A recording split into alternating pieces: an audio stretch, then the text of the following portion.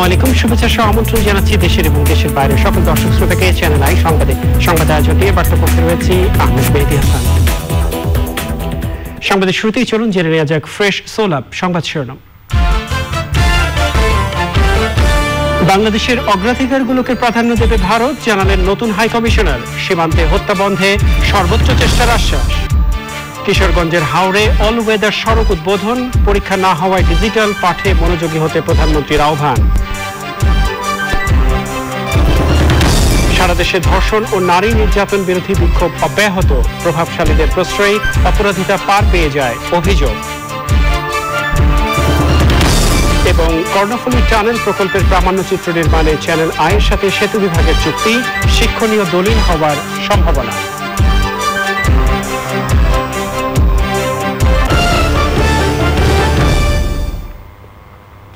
এছাড়াও সোশ্যাল ইসলামী bank limited বিশেষ সংবাদে যা থাকছে।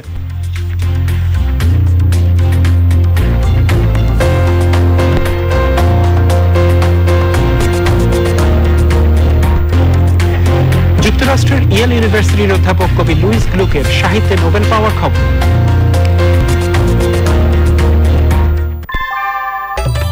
ঘরের চালের স্থায়ী সমাধান আনোয়ার সিমেন্ট শীট, সব সিজনেই ফিট। যাওয়া যাক বিস্তারিত সংবাদে। ভারতের নতুন হাই কমিশনার বিক্রম দোরাইস্বামী বলেছেন, বাংলাদেশ স্বাচ্ছন্দ্য বোধ করে এমন সম্পর্কই রাখতে চায় ভারত। বাংলাদেশের অগ্রাধিকারগুলোকে প্রাধান্য দেবে তার দেশ। গণমাধ্যমের সাথে প্রথম সাক্ষাতেই বাংলাদেশ ভারতের নানা ইস্যুতে কথা বলতে গিয়ে তিনি জানান, সীমান্তে হত্যা পুরোপুরি বন্ধ করতে সর্বোচ্চ চেষ্টা করবেন তিনি। বাংলাদেশ চাইলে ভারতের উদ্ভাবিত কোভিড ভ্যাকসিন আসা মাত্রই স্বল্পতম মূল্যে সেটি নিতে পারবে। পান্থর রহমান জানাচ্ছেন বিস্তারিত। একদিকে চীন ভারত সীমান্তের উত্তেজনা, অন্যদিকে রোহিঙ্গা ইস্যুতে আঞ্চলিক সহযোগিতার প্রশ্ন, সঙ্গে দীর্ঘদিন অমীমাংসিত তিস্তার পানি বন্টন চুক্তিতে সমঝোতা চেষ্টার অগ্রগতি। আঞ্চলিক কূটনীতির এমন গুরুত্বপূর্ণ সময়ে ঢাকায় এলেন বিক্রম দোরাইস্বামী, বাংলাদেশে ভারতের নয়া হাই কমিশনার। ঢাকা পৌঁছানোর চতুর্থ দিনে রাষ্ট্রপতি মোহাম্মদ আব্দুল হামিদের কাছে পরিচয়পত্র পেশ করার পরই গণমাধ্যমের সামনে এলেন তামিলনাড়ুতে জন্ম নেয়া এই ভারতীয় কূটনীতিক। কথা বললেন দুদেশের সম্পর্কের নানা ইস্যুতে। আমি দৃঢ়ভাবে বলতে চাই, বাংলাদেশ সব সময় ভারতের বিশেষ অংশী ছিল, আছে এবং ভবিষ্যতেও থাকবে। আমরা এমনভাবে কাজ করব যেন বাংলাদেশ স্বাচ্ছন্দ্য বোধ করে। এক্ষেত্রে বাংলাদেশের অগ্রাধিকারের প্রতি পূর্ণ সম্মান জানানো এবং বন্ধুত্বের মূল্যবোধকে নিশ্চিত করা হবে। কার্যকর হওয়া সাপেক্ষে ভারতের কোভিড ভ্যাকসিন স্বল্প মূল্যে বাংলাদেশের নিয়মকানুন মেনে সরবরাহ করা হবে। বাংলাদেশ সব সময় ভারতের সর্বোচ্চ গুরুত্বপূর্ণ অংশে উল্লেখ করে দোরাইস্বামী বলেন, কোভিড পরবর্তী সময়ে দুদেশের থমকে যাওয়া কাজগুলো শুরু করাকে অগ্রাধিকার দেয়া হবে। নিকটতম সম্পর্কেরও পরিচর্যা প্রয়োজন। ভারত সরকার আমাকে সেটা করার নির্দেশনাই দিয়েছে। সীমান্ত হত্যা নিয়ে বাংলাদেশের সেন্টিমেন্ট আমরা বুঝি। এটা ঠিক কোনো মৃত্যুই সমর্থনযোগ্য নয়, সেই চেষ্টা করাও ঠিক হবে না। আমার চেষ্টা থাকবে সীমান্ত হত্যা সম্পূর্ণ বন্ধ করা। উন্নয়ন কিংবা ক্রিকেট মাঠে হার না মানা চরিত্র বিশ্বের সামনে বাংলাদেশকে শ্রদ্ধার আসনে বসিয়েছে উল্লেখ করে দোরাইস্বামী দুদেশের সম্পর্ককে সর্বোচ্চ উচ্চতায় পৌঁছাতে কাজ করার অঙ্গীকার করেন। Channel I, Dhaka. প্রধানমন্ত্রী শেখ হাসিনা বলেছেন, ত্রিমাত্রিক যোগাযোগ ব্যবস্থার নেটওয়ার্ক গড়ে তুলে দেশের অর্থনৈতিক উন্নয়ন করা সরকারের লক্ষ্য। কিশোরগঞ্জের ইটনা মিঠাই মঈন অষ্টগ্রামের দৃষ্টিনন্দিত সড়ক উদ্বোধন করে প্রধানমন্ত্রী বলেন, নতুন সড়কের কারণে ওই এলাকার মানুষ অর্থনৈতিকভাবে স্বাবলম্বী হবে। এবছর এইচএসসি পরীক্ষা নেওয়া সম্ভব হয়নি বলে ডিজিটাল পদ্ধতিতে পাঠে মনোযোগী হতে শিক্ষার্থীদের পরামর্শ দেন প্রধানমন্ত্রী। নীলাদ্রি শেখরের রিপোর্ট। কিশোরগঞ্জের ইটনা, মিঠামইন ও অষ্টগ্রাম বিচ্ছিন্ন 3 উপজেলাকে জুড়ে দিল হাওরের বুক ফেটে ওঠা দৃষ্টিনন্দিত এই সড়ক। হাওরবাসীর জন্য আশীর্বাদ হয়ে আসা 30 কিলোমিটার দীর্ঘ অল ওয়েদার সড়কটি 3 উপজেলাকেই কেবল সংযুক্ত করেনি, ব্রাহ্মণবাড়িয়া নাসিরনগর হয়ে ঢাকা, চট্টগ্রাম ও সিলেটের সঙ্গে যোগাযোগ গড়ে তুলেছে। একই সঙ্গে সড়কটি পর্যটনের জন্য খুলে দিয়েছে নতুন দ্বার।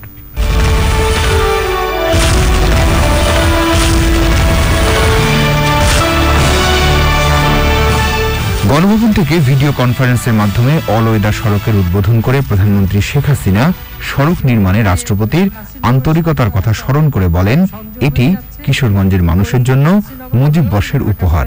এবার সারা বাংলাদেশে একটা সড়কের নেটওয়ার্ক গড়ে তুলছি, যাতে করে যোগাযোগ ব্যবস্থা, যেমন আমরা নৌপথগুলি সচল করা সে ব্যবস্থা নিয়েছি, রেলপথ সংযোগ আরও আবার পুনরায় স্থাপন করে এবং আরও নতুন নতুন অঞ্চলে রেল লাইন সম্প্রসারণ করে রেলের যোগাযোগের সুযোগটা বাড়াচ্ছি, নৌপথে যোগাযোগ বাড়াচ্ছি, সড়ক পথে যোগাযোগ বাড়াচ্ছি। এতে করে মানুষের যোগাযোগ ব্যবস্থা ভালো হবে, মানুষের পণ্য পরিবহনের সুবিধা হবে, সেখানে মানুষের অর্থনৈতিকভাবে স্বাবলম্বিতা ফিরে আসবে এবং বাংলাদেশ হবে জাতির পিতার স্বপ্নের ক্ষুধামুক্ত, দারিদ্র্যমুক্ত সোনার বাংলাদেশ। করোনার কারণে অর্থনীতি থেকে শুরু করে সব ক্ষেত্রেই ক্ষতি হচ্ছে উল্লেখ করে প্রধানমন্ত্রী শিক্ষার্থীদের পড়াশোনা নিয়ে উদ্বেগ প্রকাশ করেন। সবথেকে কষ্টের বিষয় হচ্ছে আমাদের ছোট ছোট ছেলেমেয়েরা স্কুলে যেতে পারছে না, কলেজে যেতে পারছে না, পড়াশোনা ক্ষতিগ্রস্ত হচ্ছে। তারপরে আমরা চাচ্ছি তাদের পড়াশোনাটা যাতে চলমান থাকে। সেই জন্য যেহেতু পরীক্ষা আমরা এসএসসি বা এসএসসি পরীক্ষা নিতে পারছি না, কিন্তু তাদের যে টেস্ট পরীক্ষা বা ক্লাসের পরীক্ষাগুলি বা সেই সব পরীক্ষাগুলি নিয়ে তাদের রেজাল্ট দিয়ে আমি ইতিমধ্যে আপনারা দেখেছেন আমরা সিদ্ধান্ত দিয়েছি যে তাদের প্রমোশনটা দিয়ে দেওয়া হবে, যারা যেন পড়াশোনাটা অব্যাহত রাখতে পারে। ডিজিটাল পদ্ধতিতে এবং টেলিভিশন, আমাদের সংসদ টেলিভিশনের মাধ্যমে প্রত্যেক ক্লাসগুলি হচ্ছে। সাথে সাথে যারা বাবা মা গার্জিয়ান আছেন তাদেরও বলবো যে আজকে যেহেতু ডিজিটাল বাংলাদেশ, সারা বাংলাদেশেই নেটওয়ার্ক আছে, আবার ডিজিটাল সেন্টার আমরা করে দিয়েছি, যাতে নিজেদের নেয় তারা সেই সেন্টারে যেতে পারেন। মাল্টিমিডিয়া ক্লাসরুম আমরা করে দিচ্ছি, কাজে এই ডিজিটাল পদ্ধতিতেই শিক্ষার প্রসার ঘটানো। আসন্ন শীতে করোনার প্রকোপ বাড়তে পারে সেই আশঙ্কায় জেলা উপজেলায় আইসিইউ সহ চিকিৎসা সেবা উন্নয়নে সব প্রস্তুতি নেওয়া হচ্ছে বলেও জানান প্রধানমন্ত্রী শেখ হাসিনা। Niladri Shekhar, channel I, Dhaka. নোয়াখালী সহ দেশের বিভিন্ন জায়গায় ধর্ষণের ঘটনার প্রতিবাদ এবং সর্বোচ্চ শাস্তির দাবিতে আজও রাজধানী সহ সারা দেশে বিক্ষোভ, মানববন্ধন ও অবস্থান কর্মসূচি পালন করেছে সাধারণ মানুষ। দীর্ঘদিন ধরে ক্ষমতার ছায়াতলে থেকেই ধর্ষকরা পার পেয়ে যাচ্ছে বলেও অভিযোগ বিক্ষোভকারীদের। শুক্রবার বিকেলে রাজধানীর জাতীয় জাদুঘরের সামনে ধর্ষণ বিরোধী মহাসমাবেশের ডাক দিয়েছে বাম ছাত্র সংগঠনগুলোর প্ল্যাটফর্ম ধর্ষণের বিরুদ্ধে বাংলাদেশ। রয়েছে লাইলা নওশিনের রিপোর্ট। ঢাকা বিশ্ববিদ্যালয়ের ছাত্র মেহেদী ও সজীব দেশে ক্রমাগত ঘটে যাওয়া ধর্ষণের ঘটনার প্রতিবাদ ও ধর্ষকদের একমাত্র শাস্তি মৃত্যুদণ্ডের দাবি নিয়ে গত 4 দিন ধরে অবস্থান কর্মসূচি পালন করছে বিশ্ববিদ্যালয়ের রাজু ভাস্কর্যের সামনে। আসলে আমরা আন্দোলনে বসেছি মূলত 2টা দাবি উত্থাপন করার জন্য। এক, ধর্ষকের সর্বোচ্চ শাস্তি আমরা চাচ্ছি মৃত্যুদণ্ড, আর দ্রুত সময়ের ভিতরে আমরা এর বিচার চাচ্ছি। অবস্থান কর্মসূচি করতেছি আজকে 4 দিন যাবত, এবং আমাদের এই দাবি মানা না পর্যন্ত আমাদের এই আন্দোলন অব্যাহত থাকবে। সারা দেশে ঘটে যাওয়া ধর্ষণের ঘটনার প্রতিবাদে আজও শাহবাগে অবস্থান নিয়ে বিক্ষোভ করছে বিভিন্ন শ্রেণী পেশার মানুষ। ধর্ষণের ঘটনায় সরকারের উদাসীনতা ও আইনের ফাঁকফোকরের সমালোচনা করেন বিক্ষোভকারীরা।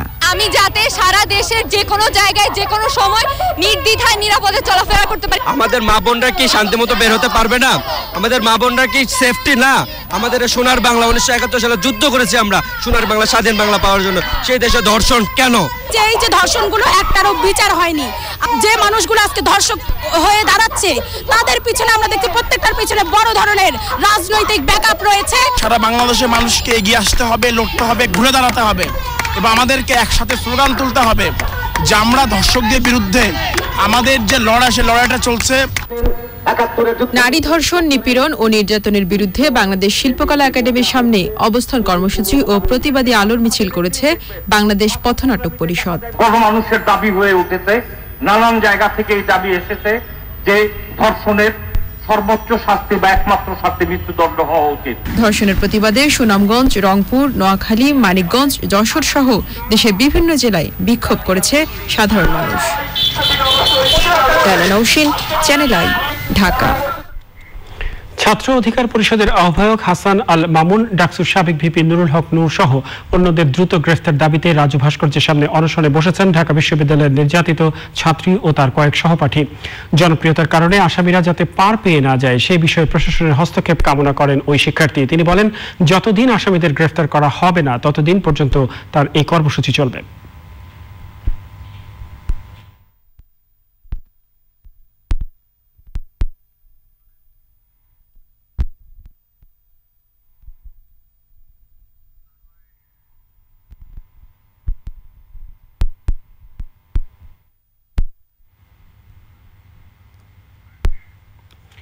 তথ্যমন্ত্রী ডক্টর হাসান মাহমুদ বলেছেন, ধর্ষণ ও নারী নির্যাতনের সাথে জড়িতদের কঠোর শাস্তি নিশ্চিত করবে সরকার। তবে অনেকেই এই সকল ঘটনা নিয়ে আন্দোলনের নামে ঘোলা পানিতে মাছ শিকার করতে চাইছে। বাংলাদেশ প্রেস কাউন্সিলের বার্ষিক প্রতিবেদন গ্রহণ ও সাংবাদিকদের সাথে মতবিনিময়ে মন্ত্রী বলেন, দেশে নারী নির্যাতন বাড়ার সুনির্দিষ্ট তথ্য নেই। সামাজিক যোগাযোগ মাধ্যমের কারণে এসব ঘটনা দ্রুত সামনে চলে আসছে।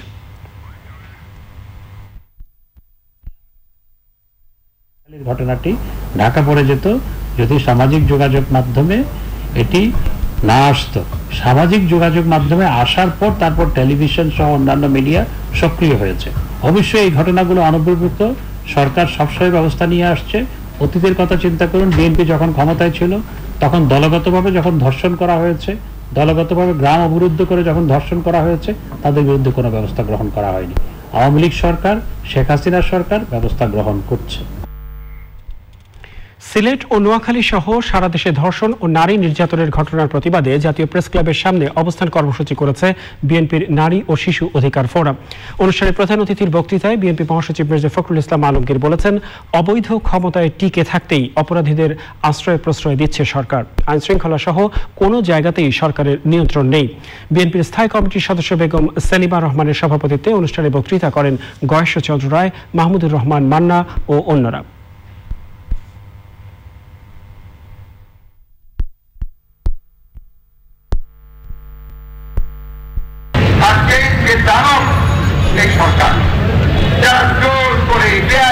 আমাদের মুখের উপর চেপে বসে আছে, এর কোনো বিকল্প নেই, সেটা করতে হবে।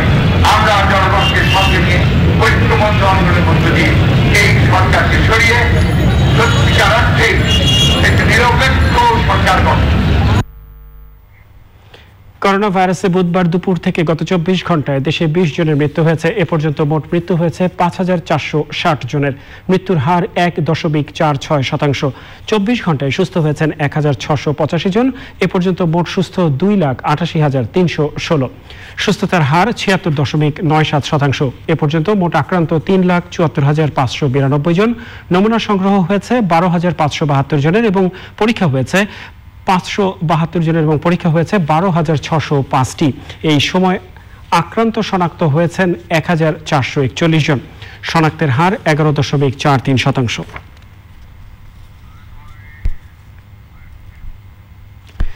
প্রধানমন্ত্রীর মুখ্য সচিব ডক্টর আহমেদ কায়কাউস জানিয়েছেন, দেশে করোনা দ্বিতীয় ঢেউ এলেও সরকারের সামর্থ্যের সবটুকু দিয়ে তা মোকাবেলার প্রস্তুতি রয়েছে। প্রধানমন্ত্রী কার্যালয়ে করোনাকালে দেশের বিভিন্ন খাতের পরিসংখ্যান সহ তুলনামূলক অর্থনৈতিক বিশ্লেষণ নিয়ে প্রেস ব্রিফিংয়ে তিনি বলেন, পরিস্থিতি খুব খারাপ না হলে শীঘ্রই অর্থনীতি আগের অবস্থানে ফিরবে। দুর্নীতির বিরুদ্ধে সরকারের কঠোর অবস্থানের কথা জানিয়ে মুখ্য সচিব বলেন, যেখানে দুর্নীতির তথ্য পাওয়া গেছে সেখানেই ব্যবস্থা নেওয়া হয়েছে। ভ্যাকসিন আসলে যেন বাংলাদেশ পায় সেজন্য কর্মপরিকল্পনা হাতে নেওয়া হয়েছে।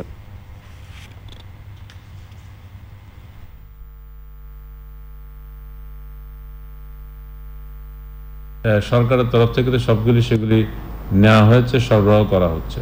এমনকি মাননীয় প্রধানমন্ত্রী স্বয়ং নিজে মনিটর করছেন, সেটা হচ্ছে এই যে আমাদের এই কি বলে এটা, এই ভ্যাকসিন আসলে আমরা যেন পেতে পারি এবং দ্রুত আমাদের সাধারণ মানুষের কাছে পৌঁছাতে পারি, তার জন্য কিন্তু একটা কর্মপরিকল্পনা নিয়ে রাখা হয়েছে।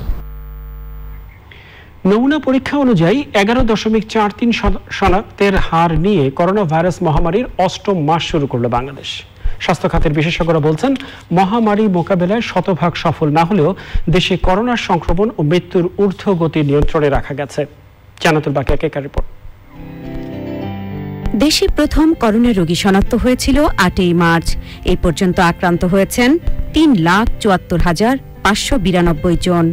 সুস্থ হয়েছেন 2,88,316 জন। সুস্থতার হার 76.97%।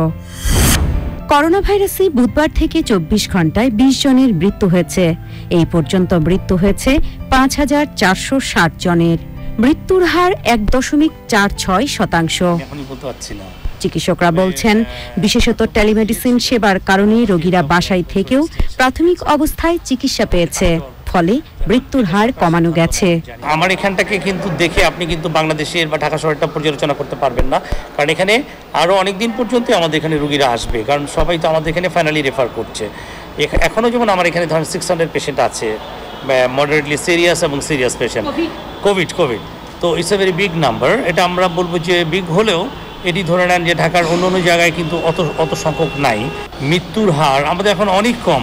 আমরা এখন যদি লক্ষ্য করি আমাদের এই 600 যে পেশেন্ট থাকে তার মধ্যে প্রতিদিন আমরা 1-2 এরকম একটা ডেথ আমরা পাই কনফার্ম।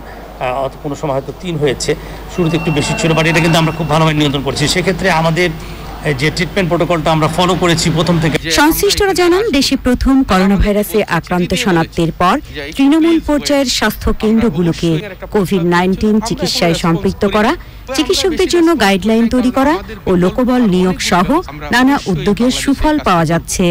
একেবারে শতভাগ সফল হয়েছে এটা দাবি করতে পারবো না, কিন্তু আমরা যখন যা প্রয়োজন 7 মাস যাবত সারা দুনিয়াতে যেভাবে সরকারের পক্ষ থেকে মোকাবেলা করার চেষ্টা করা হয়েছে, বাংলাদেশেও কিন্তু একইভাবে আমরা কিন্তু নানান স্টেপ নিয়েছি বিভিন্ন সময়ে। আমাদের এখন প্রায় 100টা ল্যাব কাজ করছে। আমরা নতুন করে অসংখ্য ডাক্তার নিয়োগ দিয়েছি, মাননীয় প্রধানমন্ত্রী দিয়েছেন। মাস্ক পরতে হবে, স্যানিটাইজার ইউজ করতে হবে। এই যে কতগুলো একেবারে প্রতিদিনের প্রাত্যহিক মানুষের যে কিছুটা এই যে আচরণে এবং তার যে অভ্যাসের মধ্যে পরিবর্তন এসছে, এটাও কিন্তু একটি আমি মনে করি অর্জন আমাদের। এতদিনের অভিজ্ঞতা কাজে লাগিয়ে শীতে করোনা সংক্রমণের দ্বিতীয় পর্যায়েও সংক্রমণ ও মৃত্যুহার একেবারে কমিয়ে আনতে চান সংশ্লিষ্টরা। Jannatul Bakia Keka, channel I, Dhaka. Corona virus মহামারীর মধ্যেও 2021 সালের স্বল্পোন্নত দেশ থেকে বাংলাদেশের উন্নয়নশীল দেশে উত্তরণের সম্ভাবনা আছে বলে মনে করে গবেষণা সংস্থা সেন্টার ফর পলিসি ডায়ালগ সিপিডির সম্মানীয় ফেলো ডক্টর দেবপ্রিয় ভট্টাচার্য বলেছেন, এলডিসি থেকে উত্তরণের জন্য আয়, মানব উন্নয়ন এবং অর্থনৈতিক ও পরিবেশগত ভঙ্গুরতার 3টি সূচকে বাংলাদেশ ভালো করেছে। ভার্চুয়াল সভায় তিনি বলেন, স্বাধীনতার সুবর্ণ জয়ন্তীতে বাংলাদেশকে উন্নয়নশীল দেশ হিসেবে দেখতে দ্রুত রাজনৈতিক সিদ্ধান্ত প্রয়োজন। নির্ভর করে উত্তরণ করেন সেই সূচকে কিন্তু আপনি উতরে যাবেন বলে মনে হচ্ছে। তাহলে প্রশ্ন দাঁড়াচ্ছে যে তাহলে যদি দারিদ্র বাড়ছে এবং এখন তো আমরা হিসাবে বলছি যে বৈষম্যও বাড়ছে, তাহলে এইগুলোকে মোকাবেলা করার জন্য আপনি আন্তর্জাতিক সমর্থন এবং দেশের উন্নয়ন কৌশল কি হবে এইটি পুনর্বিবেচনার প্রয়োজন। অষ্টম পঞ্চবার্ষিক পরিকল্পনা হচ্ছে, আপনার এসডিজি বাস্তবায়নের পরিকল্পনার পুনর্বিবেচনা হবে, প্রেক্ষিত পরিকল্পনা হচ্ছে, এগুলির ভিতরে এগুলিকে স্থাপন করতে হবে। কর্ণফুলী টানেল প্রকল্পের নির্মাণ কাজের শুরু থেকে শেষ পর্যন্ত সার্বিক কর্মকাণ্ড নিয়ে অডিও ভিজুয়াল ডকুমেন্টারি তৈরিতে চ্যানেল আইয়ের সাথে চুক্তি করেছে সেতু বিভাগ। আগামী প্রজন্মের কাছে এ ধরনের প্রামাণ্যচিত্র শিক্ষণীয় একটি দলিল হিসেবে কাজ করবে বলে মনে করছেন সংশ্লিষ্টরা। মিথিলা নাজনীন জানাচ্ছেন বিস্তারিত।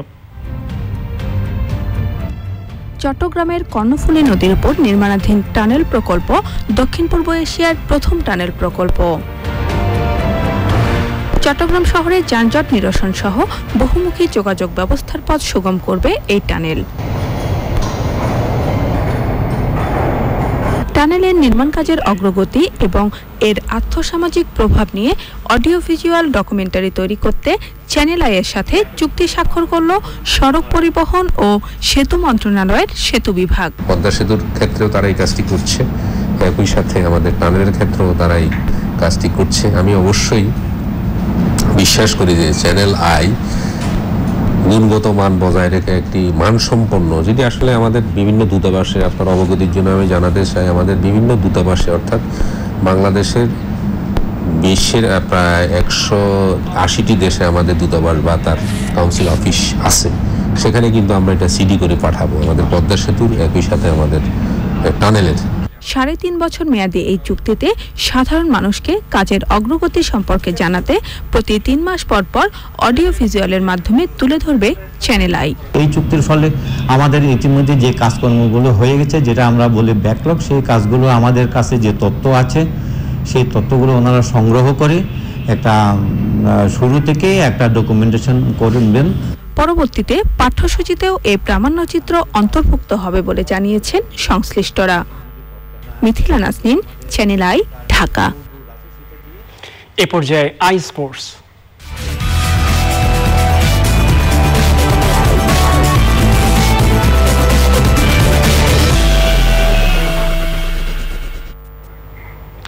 প্রিয় দর্শক, খেলাধুলার সব আপডেট নিয়ে আই স্পোর্টসে যোগ দিচ্ছেন সহকর্মী মিশু চৌধুরী। যাচ্ছি তার কাছে। মিশু। মেহেদী, আপনাকে ধন্যবাদ। সম্মানিত দর্শক, সবাইকে শুভেচ্ছা সহ আমন্ত্রণ জানাচ্ছি আজকের আই স্পোর্টসে। আমি মিশু চৌধুরী আপনাদের সাথে আছি। বাংলাদেশ ক্রিকেট বোর্ডের আয়োজনে 3 দলীয় ওয়ানডে টুর্নামেন্টের নাম দেওয়া হয়েছে বিসিবি প্রেসিডেন্টস কাপ। ইতোমধ্যে টুর্নামেন্টের অফিসিয়াল লোগো এবং ফিকচার চূড়ান্ত করেছে আয়োজক বিসিবি। 11 অক্টোবর থেকে 21 অক্টোবর পর্যন্ত ডাবল লিগ পদ্ধতিতে 2 বার করে একে অপরের মুখোমুখি হবে 3টি দল। পয়েন্ট টেবিলের শীর্ষ 2 দল 23 অক্টোবর ফাইনালে মুখোমুখি হবে। প্রতিটি ম্যাচের জন্য একদিন করে রিজার্ভ ডে রাখা হয়েছে। উদ্বোধনী দিনে মাঠে নামবে মাহমুদুল্লাহ একাদশ এবং নাজমুল একাদশ। 50 ওভারের এই টুর্নামেন্টের তৃতীয় দল তামিম একাদশ। মিরপুর শেরে বাংলা জাতীয় ক্রিকেট স্টেডিয়ামে সবগুলো ম্যাচ শুরু হবে দুপুর 1:30টায়। এই টুর্নামেন্টের জন্য বাংলাদেশ জাতীয় দল হাই পারফরম্যান্স ইউনিট এবং বিশ্বকাপ জয়ী অনূর্ধ্ব 19 ক্রিকেট দলের সদস্যদের নিয়ে আলাদা 3টি স্কোয়াড তৈরি করেছে। করোনাকালে আইপিএলে আরব আমিরাতে খেলতে এসে সময়টা ভালো কাটছে না রাজস্থানের অধিনায়ক ও অস্ট্রেলিয়ার সাবেক অধিনায়ক স্টিভেন স্মিথের। দলের বা নিজের পারফরম্যান্সও বড় মুখ করে বলার মতো নয়। মাঠের বাইরে হোটেলেই অধিকাংশ সময় কাটানো স্মিথ গিটার হাতে সঙ্গীত সাধনায় পার করছেন ব্যস্ত সময়। করোনাকালে লকডাউনের সময় অস্ট্রেলিয়ার বিখ্যাত গায়ক গাই সেবাস্টিয়ানের কাছ থেকে সঙ্গীতে অল্প বিস্তর তালিম নিয়েছেন Smith. I've never seen Venice or slow dance on the Paris lights. Never stood by the pyramids or hiked up the Great Divide. I've never been to Times Square to celebrate the New Year, and I've never seen Willie Nelson live. If I never get to, that's alright. I've seen you with your hair down and your bare feet, dancing around the living room, spilling wine on your dress. 2020 কাতার বিশ্বকাপ ফুটবলের বাছাই south American অঞ্চলের খেলা শুরু হচ্ছে শুক্রবার ভোরে। প্রথম দিনই বিশ্বকাপ অভিযান শুরু করছে আর্জেন্টিনা। বাংলাদেশ সময় শুক্রবার ভোর 6:10 শুরু হতে যাওয়া ম্যাচটিতে লা আলবিসেলেস্তেদের প্রতিপক্ষ ইকুয়েডর। 3 বিশ্ব চ্যাম্পিয়ন ব্রাজিল, আর্জেন্টিনা এবং উরুগুয়ে সহ এই অঞ্চলের 10টি দেশ খেলবে বাছাই পর্বে। পয়েন্ট টেবিলের সেরা 4 দল সরাসরি ও পঞ্চম দল আন্তঃমহাদেশীয় প্লে অফ ম্যাচের মাধ্যমে মূল আসরে খেলার সুযোগ পাবে। বাছাই পর্বের প্রথম ম্যাচের জন্য শক্তিশালী স্কোয়াড দিয়েছেন আর্জেন্টিনার কোচ লিওনেল স্কলোনি। ইনজুরিতে থাকায় দলে নেই মার্কোস রোহো এবং সার্জিও অ্যাগুয়েরো। তবে বাকি সবাই পুরোপুরি ফিট বলে জানিয়েছে আলবিসেলেস্তেদের টিম ম্যানেজমেন্ট। আর্জেন্টিনা এবং ইকুয়েডর 2 প্রতিপক্ষই প্রায় 1 বছর পর আন্তর্জাতিক ম্যাচে মাঠে নামছে। 2 দলের সর্বশেষ দেখায় 6-1 গোলে বড় জয় পেয়েছিল লিওনেল মেসির দল। পরিসংখ্যানেও বেশ এগিয়ে আর্জেন্টিনা। 35 বারের দেখা 20 বারই জয় আর্জেন্টিনাদের। ইকুয়েডর জিতেছে 5 বার, বাকি 10 ম্যাচ ড্র হয়েছে।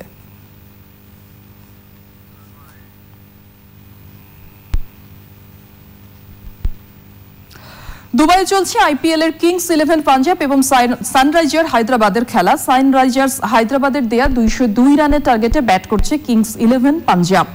এর আগে টস জেতা হায়দ্রাবাদ অধিনায়ক ডেভিড ওয়ার্নার এবং জনি বেয়ারস্টোর 160 রানের ওপেনিং পার্টনারশিপে পায় উড়ন্ত সূচনা। তারা প্রথম 10 ওভারে স্কোরবোর্ডে যোগ করেন 100 রান। 28 বলে হাফ সেঞ্চুরি পাওয়া বেয়ারস্টো করেন 97 রান। অধিনায়ক ওয়ার্নার করেছেন 52 রান। এদের দুজনের বিদায়ের পর দ্রুত উইকেট হারানো হায়দ্রাবাদ শেষ 5 ওভারে মাত্র 41 রান যোগ করে। জবাবে ব্যাট করতে নামা কিংস 11 পাঞ্জাবের শেষ খবর পাওয়া পর্যন্ত 3 উইকেটে 163 রান।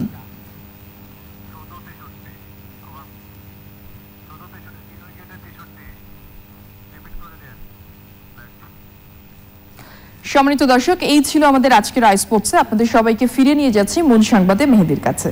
বিশেষ আপনাকে ধন্যবাদ খেলাধুলার সব আপডেট দর্শকদের জানিয়ে দেওয়ার জন্য।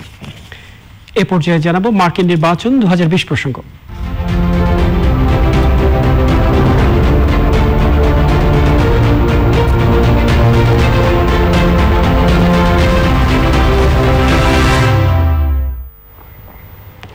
করোনা ভাইরাস ব্যবস্থাপনায় মার্কিন সরকার ব্যর্থতার পরিচয় দিয়েছে বলে মন্তব্য করেছেন ডেমোক্র্যাট দলের ভাইস প্রেসিডেন্ট প্রার্থী কমলা হ্যারিস। মার্কিন প্রেসিডেন্ট নির্বাচনে অংশ হিসেবে দুই দলের ভাইস প্রেসিডেন্ট প্রার্থীদের বিতর্কে Republican vice president Mike Pence বলেছেন, করোনা পরিস্থিতি মোকাবেলায় ট্রাম্প সরকারের মতো সফল আর কেউ হতে পারে না। সাদি মাহমুদের রিপোর্ট। যুক্তরাষ্ট্রের ইউটা অঙ্গরাজ্যের সল্টলেক সিটিতে মুখোমুখি দুই ভাইস প্রেসিডেন্ট প্রার্থী মাইক পেন্স ও কামালা হ্যারিস। এ সময় করোনা ভাইরাস ও বর্ণবাদের মতো নানা ইস্যুতে পরস্পরকে আক্রমণ করেন দুই প্রার্থী। Senator Harris and Vice President Pence, thank you for being. দুই প্রার্থী মুখোমুখি বিতর্কে তাদের পরিকল্পনা ও কর্মসূচি তুলে ধরেন। ডোনাল্ড ট্রাম্পের রানিং মেট ও বর্তমান ভাইস প্রেসিডেন্ট মাইক পেন্স বর্তমান প্রশাসনের সাফল্যের নানা দিক বর্ণনা করেন। সেই সাথে 2020 সাল শেষ হওয়ার আগেই যুক্তরাষ্ট্রের জনগণের জন্য করোনার টিকার প্রতিশ্রুতি দিয়েছেন। The reality is that we will have a vaccine, we believe, before the end of this year, and it will have the capacity to save countless American lives, and your continuous undermining of confidence in a vaccine is it's just unacceptable. অন্যদিকে Democrat পার্টির vice president প্রার্থী Kamala Harris সরকারের নানা ব্যর্থতা তুলে ধরেন। বলেন, corona মহামারী নিয়ন্ত্রণ করতে না পারাই ট্রাম্প প্রশাসনের সবচেয়ে বড় ব্যর্থতা। American people have witnessed what is the greatest failure of any presidential administration in the history of our country. And here are the facts. 210,000 dead people in our country in just the last several months. Over 7 million people who have contracted this disease. এছাড়া 1.5 ঘন্টার এই বিতর্কে আরো উঠে আসে যুক্তরাষ্ট্রের অর্থনীতি, পররাষ্ট্রনীতি, আইন শৃঙ্খলা, অভিবাসন, স্বাস্থ্যসেবা ও শিক্ষা সহ নানা বিষয়। সাদি মাহমুদ, চ্যানেল আই। প্রিয় দর্শক, সময় হলো অশোক লীলান ইফাদ অটোজ বিরতি নেবার। আর বিরতির পরে অন্যান্য সংবাদের সাথে আরো থাকছে। করোনা ভাইরাসে বিশ্বজুড়ে এ পর্যন্ত 10,60,000-এর বেশি মানুষের মৃত্যু। হোয়াইট হাউসে আক্রান্ত 34 জন। নতুন অ্যাটর্নি জেনারেল। আমি প্রথমত বাংলাদেশের মহামান্য রাষ্ট্রপতিকে, মাননীয় প্রধানমন্ত্রীকে এবং মাননীয় আইনমন্ত্রীকে আমি কৃতজ্ঞতা জানাই। তারা যে আমার উপর আস্থা রেখেছেন, আমি চেষ্টা করব তাদের আস্থার প্রতিদান দেওয়ার জন্য। আমি আমার সর্বোচ্চ চেষ্টা করব যে আমার সর্বোচ্চ কিছু দিয়ে তারা যে আমার উপর আস্থা রেখেছেন তার প্রতিবেদন দেওয়ার জন্য। এবং আমাদের প্রয়াত অ্যাটর্নি জেনারেল মাহবুবে আলম এই অফিসটাকে এবং এই অ্যাটর্নি জেনারেল পজিশনটাকে যে অবস্থায় নিয়ে গেছেন, আমি চেষ্টা করব সেই অবস্থানে ধরে রাখার জন্য। এভাবে তিনি আইন প্রতিষ্ঠা করার জন্য, বিচার বিভাগের স্বাধীনতার জন্য এভাবে কাজ করে গেছেন। আমি তার জুনিয়র হিসাবে, আমি তার পরবর্তী হিসাবে আমি চেষ্টা করব তার সেই জায়গাটা ধরে রাখার জন্য। দুর্যোগ ব্যবস্থাপনা ও ত্রাণ প্রতিমন্ত্রী ডাক্তার ইনামুর রহমান বলেছেন, বজ্রপাতের আগাম তথ্য পেতে সারা দেশে 723টি রাডার স্থাপন করা হবে। এতে 40 মিনিট আগেই ওই এলাকার মানুষ নিরাপদ আশ্রয়ে সরে যেতে পারবেন। সচিবালয় বিএসআরএফ সংলাপে ত্রাণ প্রতিমন্ত্রী বলেন, দুর্যোগ মোকাবেলায় দেশের 64টি জেলার 66টি ত্রাণ গুদাম এবং 550টি মুজিব কেল্লা নির্মাণের কাজ চলছে। এছাড়া 3000 মানসম্মত আশ্রয় কেন্দ্র গড়ে তোলা হচ্ছে, সেখানে যেতে মানুষ স্বাচ্ছন্দ্য বোধ করে। ভূমিকম্প সহনীয় রাষ্ট্র হিসাবে গড়ে তোলার জন্য আমরা এতদিন কোনো পদক্ষেপ নিতে পারি নাই। আপনারা জানেন যে জাপান একটি ভূমিকম্প প্রবণ রাষ্ট্র ছিল এবং এখনও প্রতিনিয়ত তাদের দেশে ভূমিকম্প হয়, কিন্তু কোনো ভবন ধস, ক্র্যাক, কলাপসের সংবাদ কিন্তু এখন আর পাওয়া যায় না। তারা একটি 3 ফেজে 50 বছর মেয়াদী একটি পরিকল্পনা আমাদের কাছে পেশ করে এবং এই 50 বছরের মধ্যে বাংলাদেশের সকল স্থাপনা যাতে ভূমিকম্প সহনীয় হয় সেই জন্য তারা আমাদেরকে আর্থিক এবং কারিগরি সহায়তা দেবে। জানাবো নিটল টাটা আন্তর্জাতিক সংবাদ।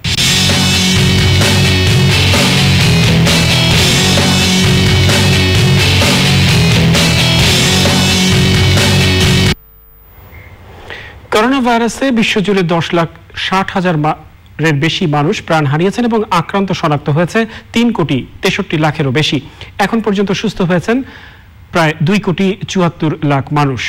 করোনা পরিস্থিতির মধ্যেও অস্ট্রেলিয়া, সিঙ্গাপুর, দক্ষিণ কোরিয়া ও মালয়েশিয়ার মতো 11টি দেশ থেকে ভ্রমণ নিষেধাজ্ঞা প্রত্যাহার করেছে জাপান। সংক্রমণ বেড়ে যাওয়ায় ফ্রান্সের লিলে এবং লিওতে নতুন করে ভ্রমণ নিষেধাজ্ঞা জারি করেছে দেশটির সরকার। অন্যদিকে মার্কিন গণমাধ্যম জানিয়েছে হোয়াইট হাউসে করোনা ভাইরাসে আক্রান্ত হয়েছেন মোট 34 জন। জার্মানিতে এপ্রিলের পর একদিনে সর্বোচ্চ 4000-এর বেশি আক্রান্ত হয়েছেন। ইউরোপকে সংক্রমণ নিয়ন্ত্রণে সুনির্দিষ্ট নীতি অবলম্বন করতে বলেছে বিশ্ব স্বাস্থ্য সংস্থা। যাওয়া যাক সোশ্যাল ইসলামী ব্যাংক লিমিটেড বিশেষ সংবাদে।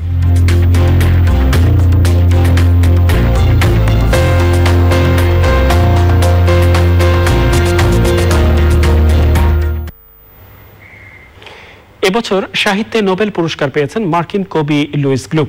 সুইডেনের স্টকহোমে তার নাম ঘোষণা করে রয়্যাল সুইডিশ একাডেমি।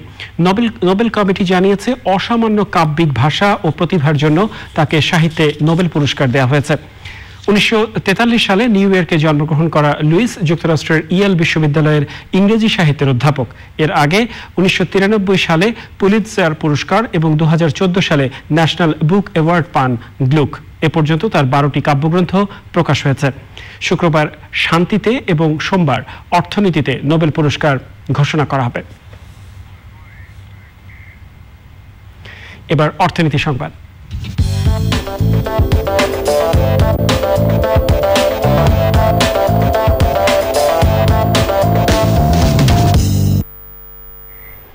করোনাকালে চলতি অর্থ বছরে বাংলাদেশের জিডিপি প্রবৃদ্ধি হতে পারে 1.6%।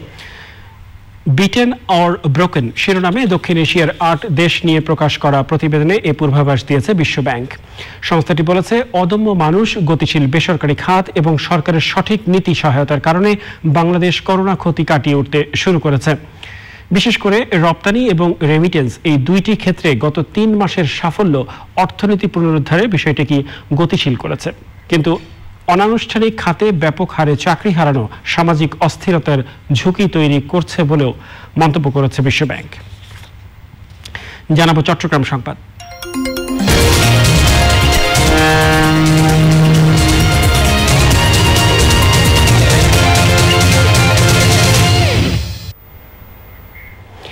স্থানীয় সরকার, পল্লী উন্নয়ন ও সমবায় মন্ত্রী মোহাম্মদ তাজুল ইসলাম জানিয়েছেন, চট্টগ্রাম থেকে কক্সবাজার পর্যন্ত মেরিন ড্রাইভ নির্মাণের পরিকল্পনা করছে সরকার। মেরিন ড্রাইভটি নির্মিত হলে শিল্প, কারখানা, পর্যটন ও কর্মসংস্থান খাতে অর্থনীতির নতুন দ্বার উন্মোচিত হবে। চট্টগ্রামের এক সভায় কর্ণফুলী নদীর দখল ও দূষণ রোধে মাস্টার প্ল্যান বাস্তবায়ন এবং মহানগরীর জলাবদ্ধতা নিরসন নিয়ে আলোচনায় মন্ত্রী বলেন, কর্ণফুলীর আশেপাশের সরকারি জায়গা ও স্থাপনা দখলদারদের বিরুদ্ধে উচ্ছেদ অভিযান চালানো হবে। বিভাগীয় কমিশনার ABM আজাদের সঞ্চালনায় অনুষ্ঠানে পানি সম্পদ প্রতিমন্ত্রী জাহিদ ফারুক MP, গৃহায়ন ও গণপূর্ত প্রতিমন্ত্রী মোহাম্মদ শরীফ আহমেদ, সংসদ সদস্য ওয়াসেকা আয়েশা খান ও বিভিন্ন মন্ত্রণালয়ের সিনিয়র সচিব ও অন্যান্যরা উপস্থিত ছিলেন। পূবালী ব্যাংক লিমিটেড কৃষি সংবাদ।